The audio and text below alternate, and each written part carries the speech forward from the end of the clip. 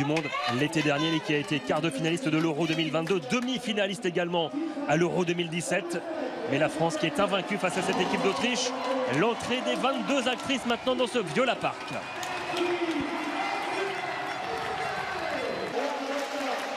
Et c'est vrai que les Bleus s'attendent à un gros combat, un gros défi athlétique aujourd'hui face à cette équipe d'Autriche. Avec dans les buts Manuela Zinsberger qui est la gardienne d'Arsenal, qui est une référence. Et l'once de départ de l'équipe de France avec une confiance maintenue à Constance Picot dans les buts. La même défense que vendredi dernier. Le changement, c'est au milieu avec Amandine Henry.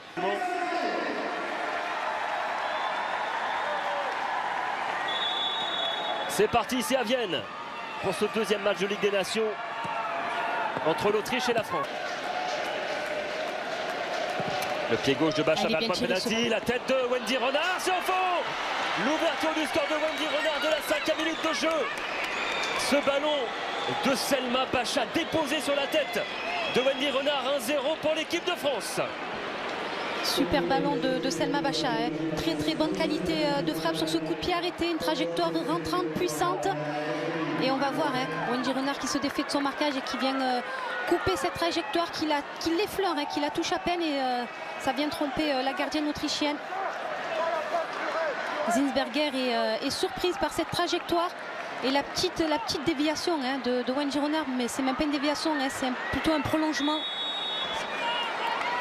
On connaît la force hein, sur les coups de pied arrêtés de l'équipe de France, cette connexion Bacha-Renard. Renard vers le Sommer qui avait décroché. Et Renard maintenant qui bascule le jeu côté opposé vers Khadija Toudani. Magnifique, le bon contrôle de Diani qui va les provoquer, centrer maintenant.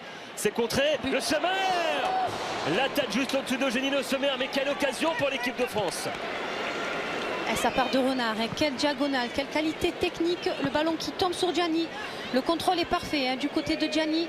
Et puis derrière on voit, elle lève la tête. Elle a juste le centre qui est contré. Et il y a Le Sommer qui arrive à la retombée de ce ballon. On connaît la force de Le Sommer dans cette surface de réparation. Habituellement ces ballons sont au 30 mètres, qui va écarter à gauche vers Karchaoui qui va les provoquer et tenter de déborder. Elle est passée, Karchaoui dans la surface, maintenant le centre. Oh, ça sera pour personne au deuxième poteau. Ah, bien joué encore balle, une fois. Largement en faveur des Bleus avec encore Karchaoui qui déboule côté gauche. 63% de possession pour les Bleus depuis le début du match.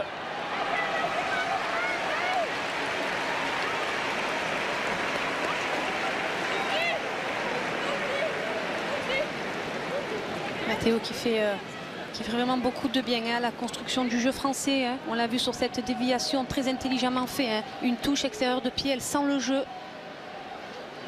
Une intelligence de jeu, une intelligence de déplacement. Avec Jean-François qui va trouver Selma Bacha maintenant. Karchaoui. Encore Bacha, la frappe tendue de Bacha captée en deux temps par Zinsberger, mais la qualité du pied gauche de Selma Bacha a encore failli faire la différence. Ça a été frappé fort, coup de pied, premier poteau. Je pense que c'était plutôt un centre très fort. Elle attendait qu'une coéquipière, que ce soit Le Sommer ou Diani, qui vienne couper cette trajectoire au premier poteau. Il n'y en a aucune qui a fait ce déplacement-là. Et Zinsberger qui vient capter ce ballon en deux temps. Barbara Dunst. Trajectoire rentrante, forte vers le but. Attention, il faut contrôler les courses. Hein. Les joueuses autrichiennes. Vers le point de pénalty, ça arrive au deuxième poteau. Ça sera un ballon simètre, mais il était bien frappé ce coup franc de la part de Dunst. Il était très bien frappé ce coup de pied arrêté. Hein. La trajectoire est parfaite, la zone trouvée aussi. Malheureusement, aucune joueuse autrichienne ne vient couper ce ballon.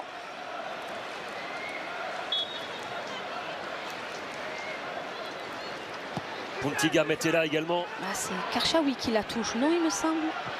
À Dunst pour frapper ce coup franc. Ça sera vers le deuxième. Elle arrive lancée. Oh, c'est sur la barre. Sur cette reprise de Puntiga, mais la barre transversale qui vient sauver Constance Picot juste avant la mi-temps. Ça fait deux fois, c'est encore une fois la même zone qui est trouvée hein, que sur le coup franc précédent qui avait été dangereux avec cette trajectoire rentrante forte au deuxième poteau. C'est la barre qui vient sauver l'équipe de France hein, juste avant la mi-temps. Et c'est la première grosse occasion autrichienne dans cette partie. Elle intervient juste avant la pause, mais grosse alerte. Avec Degen qui arrive à lancer également. C'est elle qui vient passer cette reprise. Grosse alerte sur le but des Bleus juste avant la mi-temps. Ce qui avait été le cas d'ailleurs plusieurs fois en Coupe du Monde pour De Almeida qui a l'avantage. Oula. Oh, ce ballon sauvé là, de la tête par Constance Picot sur ce ballon très difficile à négocier. Étonnant là ce ballon de la part de Jenny Le Sommer. Et là il a fallu tout. Je pense qu'elle voulait la mettre côté opposé. Un ballon pas facile à négocier pour. Elle a été lucide la Constance Picot hein, pour écarter le danger.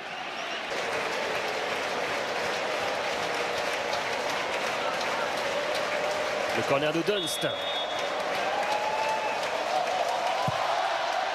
Frappé vers le deuxième poteau. La tête au-dessus. La cage de Constance Picot.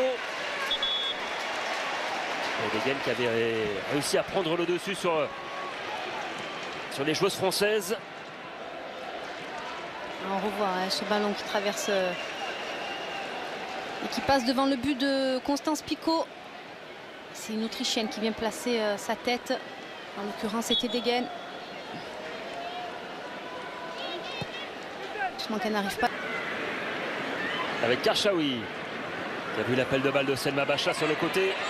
Le centre de Bacha, c'est bien. Et c'est bien capté. C'était bien joué. On avait une fixation. Et côté droit, on a trouvé Amandine. Diani. Qui repique dans l'axe. Et qui va trouver Vicky Béchaud dans la profondeur. C'est bien fait. C'est bien joué ce ballon. Ça manquait de solution. Elle va aller percuter Vicky Béchaud. Elle a cherché le pénalty. Ce sera un corner. C'est très bien défendu aussi de la part de Degen hein, pour venir prolonger ce ballon en corner. Vicky Béchaud va très vite, elle est dans la surface de réparation, c'est toujours compliqué à défendre. C'est limite. Hein. Elle emmène tout là encore, hein, Degen.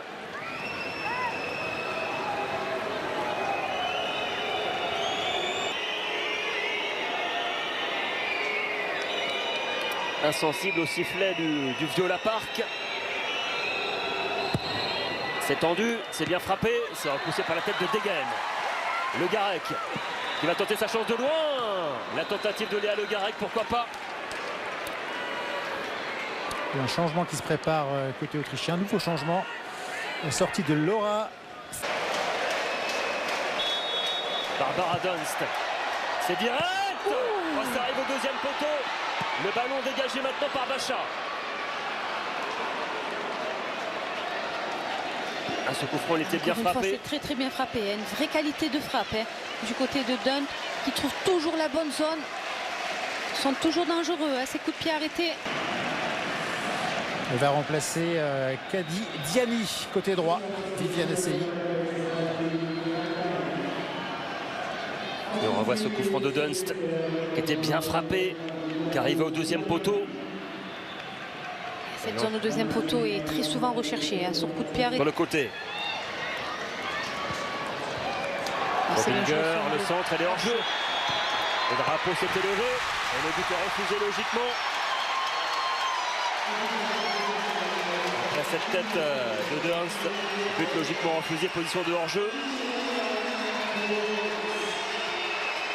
Là, on va revoir hein, le hors jeu sur le 2. Il y a bien hors jeu. C'était bien joué à côté autrichien. Puis derrière le centre était bon, mais les Français se sont arrêtés de jouer. Le drapeau s'est élevé. Les bras levés de Manuela Zinsberger, mais le but est logiquement refusé. Et il y aura 4 minutes de temps additionnel.